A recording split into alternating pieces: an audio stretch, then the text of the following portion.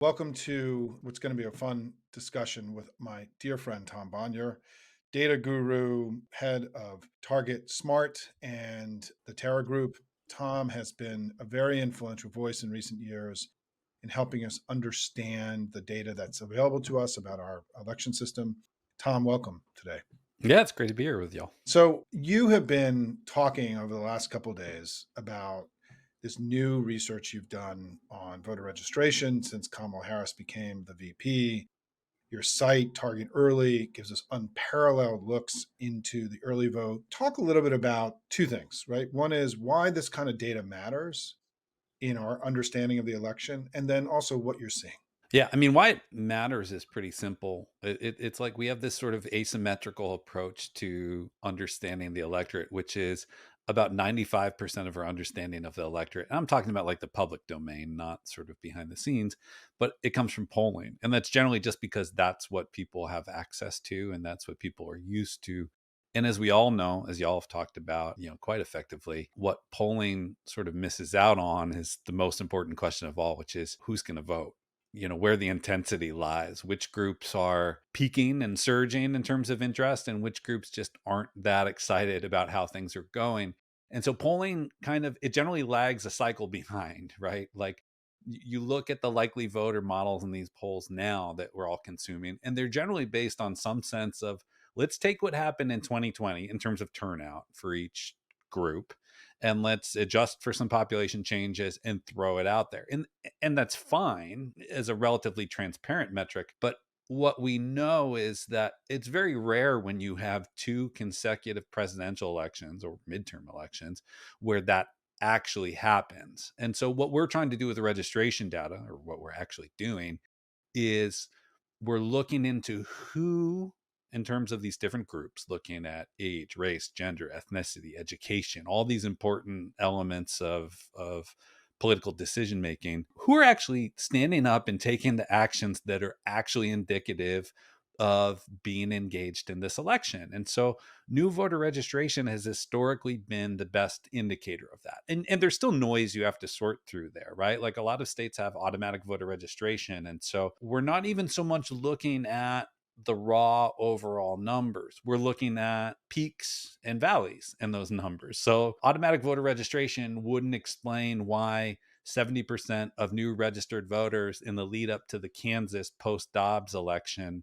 were women, right? That wasn't automatic voter registration. That was overwhelmingly young women coming out and saying, no, I have to vote in this election. And then they actually participate and they turn out at a higher rate than all men. It's that sort of thing. The Taylor Swift bump? Exactly. Well, so that's the cool thing to me about this analysis is like what we've been looking at. There's really like a few periods in time, and like even if you were in like some sort of deep sleep during the last few months and you went back and looked at the data, what you would say is, okay, something really big happened after July 21st because huge spike. Something big happened in late August. Something big happened in early September. And those something big were, as we know, the President Biden withdrawing from the race and endorsing the vice president, the Democratic convention, the presidential debate, followed by the Taylor Swift, Instagram post endorsement, vote.gov link sharing. You see these amazing spikes. And so it's not symmetrical. Again, in these cases, the increases have been coming overwhelmingly from women, from young voters, and from voters of color. And so, like young women of color, you're seeing numbers, registration numbers, where they're literally tripling, in some cases, more than tripling their registration rates during these time periods. And so, for me, it's meaningful for two reasons. It's just more voters who are likely to vote for the vice president, to state the obvious, is helpful to the vice president's campaign, but also perhaps more impactful just in terms of raw numbers and the ability to impact the outcome of this election. That would suggest that these groups overall, not just new registrants, but those who have been registered for a while, but maybe they registered after the Dobbs decision in 2022, maybe even before that, and they were considered lower propensity voters, voters who are less likely to vote. Well, this would suggest that those groups are going to have higher turnout come November. So that's why the analysis is interesting to me. And there's a reason to believe that that's not reflected in the polling because of the sort of cautious approach that I mentioned a minute ago. Can we talk about early vote? Because now people are voting. Can you talk about how many folks have voted already? And if we're seeing sort of similar trend lines or record breaking numbers in specific states related to early vote yet? Or if it's just too early to tell? It's early, but you're talking about many millions of votes. I don't know where we're at It's today. just over 7 million, but we're recording on Perfect. Thursday. Yeah, it's a lot of people voting. It's probably in the end only maybe 10% of the total early votes we are going to see have come out so far. But the early signs, a lot of people are talking about Georgia, rightfully so. They kicked off early voting this week.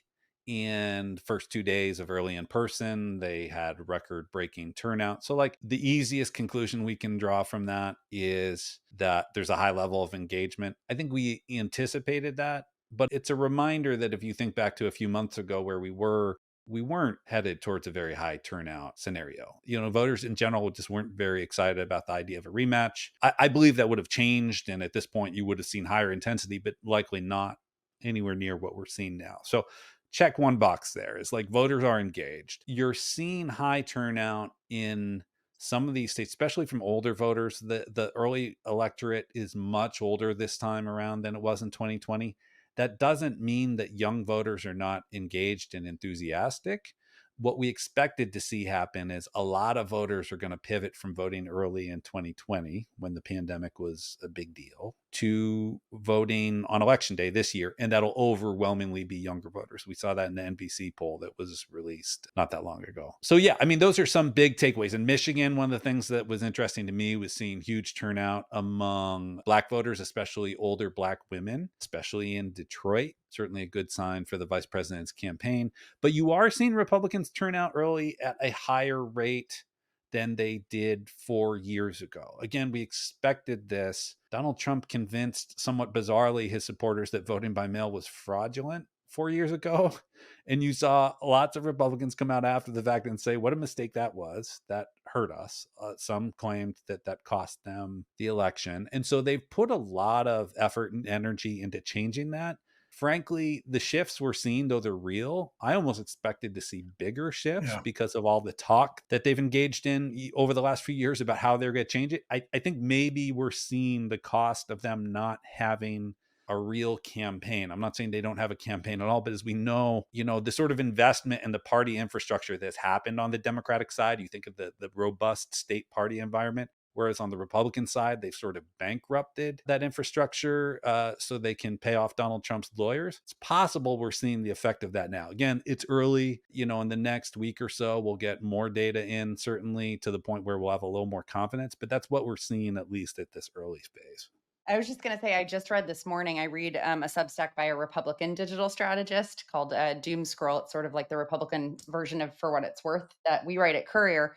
And she was actually lamenting how she wasn't seeing pretty much any GOTV ads or engagement from Republican campaigns online in particular. And Democrats are outspending Republicans hugely just on get out the vote, mobilization messaging, and infrastructure. I think that it looks like from the numbers in terms of ad spends that the Trump campaign is sort of relying on the super PACs that Elon Musk is heavily funding to take care of their turnout, which is interesting because he doesn't have a lot of electoral or political or voter engagement experience. But I just wanted to echo that even a Republican strategist was suggesting that they just didn't have the turnout game or infrastructure that Yeah. Democrats are approving. Well, and Tom and I were talking earlier today about how Republicans spin everything, right? And there's no spinning right now that the early vote is going well for them. There's just nobody saying that on their side, which is a sign that they don't think it's actually going well for them. And just to put an exclamation point on something Tom said, it was sort of our belief, he and I did all this early vote analysis 2 years ago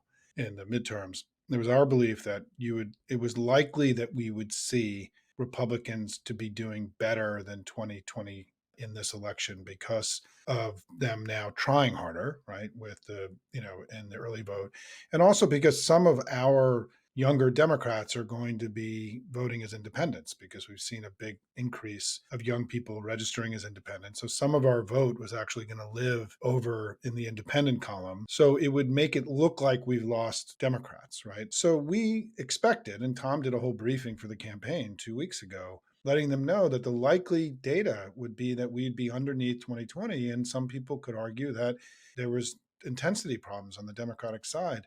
The truth is, we're above 2020 right now nationally, and we're way above 2020 in Michigan, Pennsylvania, and Wisconsin, which is not what we expected. And so, right now, I think there's far more evidence, as both of you have been saying, that the Democratic coalition is bringing intensity, and our superior organization is moving people to go vote in a far more effective way than they are, which is why I think, Tara, going back to the whole premise of this show, right, is that there's evidence that we're closing stronger than they are in the early vote. And people should be encouraged, but we still have a lot of work to do. As y'all know, like pushing, chasing, getting the early vote out, it is very labor intensive. And to your point, Tara, it's like it's not something that if you haven't done it before, you can just kind of pick it up. And so Republicans have spent years telling their side that it's fraudulent, that ballot harvesting is some type of crime. And now to try to pivot at the last moment when they've spent so much time convincing their supporters otherwise, sort of two things happening. Like they're victims of their own propaganda campaign potentially, and they're also victims of just not having that sort of campaign operation. Whereas you see the early data in these states where we have invested, again, looking at North Carolina will be an interesting state to watch for a lot of reasons, but the early vote there obviously got started later because of court challenges and because of the storm. Early results we're seeing there are looking good as well, where Democrats are outperforming there as well. So another one I'm looking at. But yeah, again, let's check in next week on this. But it looks like Republicans are reaping what they've sown over the last few years at this point. Yeah, to steal a line of Simon's, we're winning, but we haven't won yet. So we can't we can't rest on any laurels for sure. But I can't help myself on this point because I got into a lot of arguments with strategists on the Democratic side early on in the campaign before Harris became the nominee, where they were really counting on a low turnout election, and to me that was always crazy. I think there was a little bit of hope for a lower turnout election amongst some Democratic strategists that won't be named because they were so worried about the lack of enthusiasm that I understood, and it was real to some degree. But I shared your belief, Tom, that it at this stage in the race, even if Biden been at the top of the ticket, more folks would have been more engaged. But the other thing I want to remind folks of is that in 2020, Dobbs had not happened. Roe v. Wade had not been overturned. The January 6th insurrection hadn't happened, which I do believe peeled some Republicans and Trump supporters away from him because of the inciting of political violence and just utter disdain and disrespect for our government and our democracy. And so, we've all entered this not knowing what was going to happen. So I personally am not that actually surprised. Again, not resting on any laurels, but we're in a very different country today than we were in 2020 in many, many, many ways. And I think that women in particular have shown up every single election and opportunity they've had since the Dobbs decision by the Supreme Court to vote as a referendum against the MAGA agenda. And I think that we are going to see that again. And we already are in the early numbers, which is really exciting. And it's why Democrats have outperformed polls consistently since Dobbs, right? It's the same cautious approach that I was referring to a minute ago in terms of the pollster assumptions. Let's look at what happened in 2020 as a baseline and then sort of adjust for population changes. Again, that's pretty cautious, but the data for the past 2 years overwhelmingly suggests otherwise, to your point, that we will see higher turnout from women, especially younger women. And so to see that materializing into voter registration data would support that. And, again, the whole story won't be written to state the obvious until election day. The one caution that I would offer that I think we would all share is that Democrats will go into election day needing a higher turnout from younger voters than we did in 2020 because of this shift away from the pandemic environment. So it just means more work to be done. But, obviously they have a campaign built around doing exactly that. Thanks, Tom.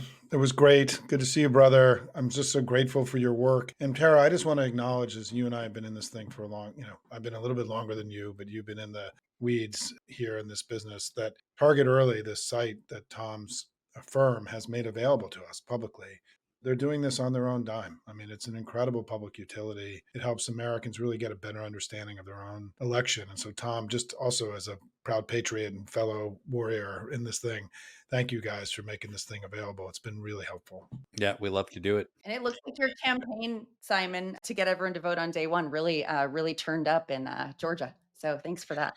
Well, can I tell you Over where it also turned? 300,000 I know, I people know. voted to Yeah, you'll see it run. in Target early. It's actually across the battlegrounds. It's actually amazing when you look at you can look on the site at the super voters, the people who are sort of those people that vote fairly reliably but maybe weren't voting early, and to see that turnout right from the beginning. Simon and I have talked about that. Like, well, I guess it worked. Yeah. Okay. Thanks, brother. Thanks, y'all.